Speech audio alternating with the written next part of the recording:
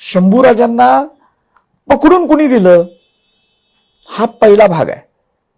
आता परवा ज्यावेळेला ही सगळी परत मोहीम सुरू झाली धर्मवीर म्हणण्यासाठी, आणि त्यातून मग ते गणोजी शिर्के आणि शिर्के फॅमिलीला काय ब्लेम केला जातो.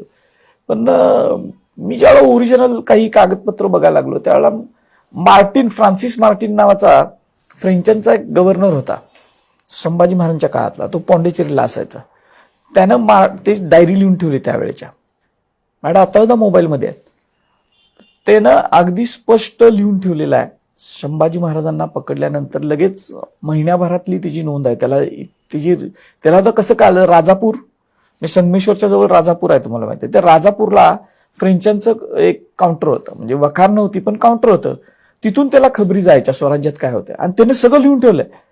पहिल्यांदा सुद्धा संभाजी महाराजांच्या गादीवर येण्यासाठी कुणी कुणी त्याला त्रास दिला, काय दिला, हे सगळं त्याने लिहिलंय मार्टिननं. आणि ते इतिहासाच्या दुसऱ्या प्रत्यंतर पुराव्यानं सिद्ध होणार आहे.